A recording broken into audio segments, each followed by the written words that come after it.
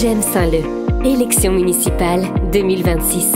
Sébastien Meurant répond à le podcast qui traite toutes vos questions. Les Diablos au sein du quartier de la Plaine, un lieu qui doit renaître de ses cendres. Sébastien Meurant, où en sommes-nous ? C'est une question qui est excellente, car la municipalité actuelle a changé plusieurs fois d'avis et on a peine à savoir ce qui va advenir de ce quartier. Alors pour ceux qui ne connaissent pas la ville depuis très longtemps, il faut savoir que ce quartier est le quartier récent de la ville de Saint-Leu, donc récent ça veut dire qui est né dans les années 70, mi-années 70, 75, 77. Et ce quartier-là est un quartier qui devait connaître un développement urbain très important, puisqu'il devait y avoir 4000 logements de fait, il y en avait que 900 de construits. C'est une époque où la ville de Saint-Leu et la ville du Plessis-Bouchard devaient connaître un développement énorme, ce qui explique des ouvrages qui existent, qui sont orphelins. On a un pont sur l'autoroute A115 qui a une 2 fois 2 voies, qui ne conduit nulle part. On a cette 5e avenue qui a été transformée, aménagée récemment, qui est une bonne chose, qui en fait devait couper la ville, donc c'était le pendant du boulevard Rostand, ces 2 fois 2 voies que vous avez, et qui devait en fait continuer et traverser la forêt de Montmorency. Donc là, le quartier des Diablos est né à cette époque-là, et avec un centre commercial daté des années 70, mais un centre commercial qui était très actif, et c'était un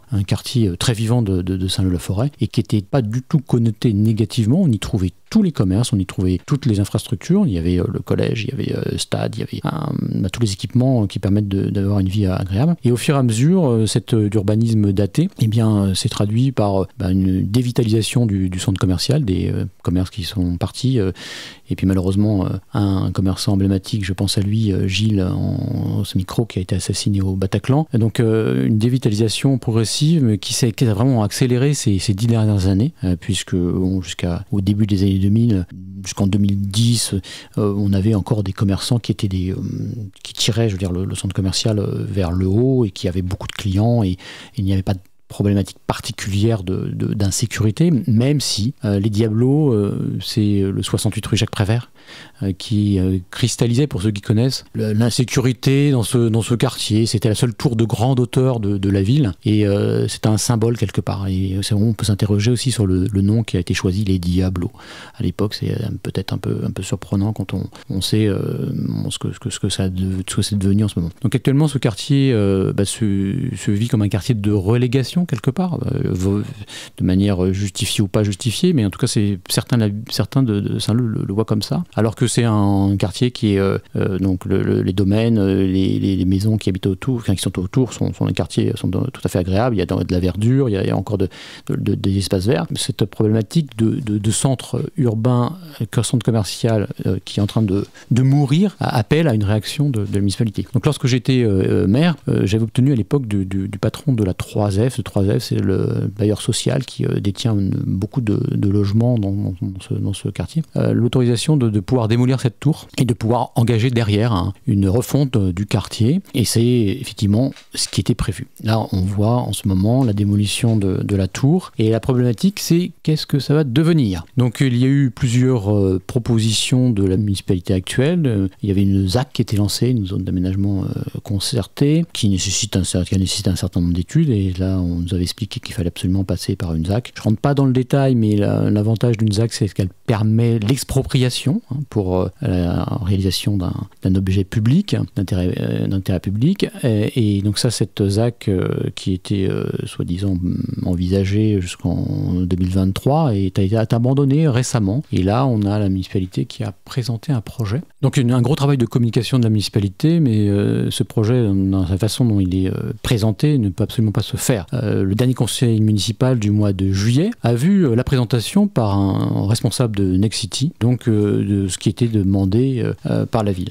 Le responsable de Nexity a tout simplement avoué que tous les propriétaires des parcelles foncières n'avaient même pas été consultés. Notamment, je pense à la station-service. Vous avez connu la station-service BP avant, qui était plus ou moins à l'abandon, et à un moment, il aurait fallu aller voir les responsables de BP pour leur dire, écoutez, on a un projet sur cette zone-là, partez, on trouve un terrain d'entente là. Esso a racheté donc toutes les stations-service BP, et là, ce responsable de Nexity dit devant tout le monde que, ils allaient prendre langue avec la société Esso. Donc vous imaginez, il y a un projet qui est présenté sur des parcelles foncières qui appartiennent à des propriétaires fonciers ou à des bailleurs, mais n'ont même pas été aborder pour savoir s'ils étaient d'accord avec le projet, s'ils étaient vendeurs ou s'ils voulaient bouger au sein du quartier des Diablotins. Donc c'est pas sérieux et c'est véritablement une communication mensongère puisque d'autres propriétaires, je parlais des Sceaux, mais d'autres propriétaires n'ont même pas été interrogés. Donc c'est comme si chez vous, la ville faisait un projet qui comprend votre maison et que vous n'étiez pas au courant. C'est quand même pas sérieux et c'est vraiment une volonté de manipuler la population. Et le risque, c'est que peut-être la première partie, donc la vente du patrimoine communal pourrait se faire. Par contre, la suite, la deuxième phase et la troisième phase ne peuvent absolument pas se faire et en tout cas certainement pas dans le calendrier qui est présenté. C'est tout simplement impossible. Vous imaginez bien que n'importe quel propriétaire peut bloquer l'ensemble du projet puisqu'il n'y a plus de possibilité donc d'expropriation. Et le risque aussi, c'est que l'État se dise ce projet qui comporte 200 logements, sur ce quartier, il y a de la place. C'est pas 200 logements qu'il faut faire, mais c'est 400, 600 logements et notamment beaucoup de logements sociaux qui perturberaient évidemment l'équilibre de la ville et surtout la capacité pour la ville, en termes d'équipement public, d'accueillir correctement la population. Donc il y a un vrai risque là-dessus. Il faudra en discuter. Moi, ce que je propose tout simplement, c'est de rien faire contre les habitants. Moi qui n'ai pas peur du suffrage universel, je pense que sur ce type de projet, il est absolument nécessaire de poser la question à la population à travers un référendum local. C'est tout à fait envisageable pour choisir un projet qui satisfasse le maximum de personnes. Donc, et c'est ce que j'envisage. Et puis la première chose à faire, c'est surtout de retrouver un lieu où on peut, autour d'un café, autour d'une assiette, partager un repas ou un verre. Puisque là, sur ce secteur-là, il n'y a même plus un endroit pour pouvoir se restaurer. Vous venez d'écouter le podcast J'aime Saint-Leu de Sébastien Meurant répond à Élections municipales 2026. Vos messages et questions 06 77 38 95 43. Mais aussi par mail à contact@j'aimesaintleu.fr. Suivez-nous sur les réseaux sociaux et sur www.j'aimesaintleu.fr. Merci de votre écoute et à très vite pour un prochain épisode.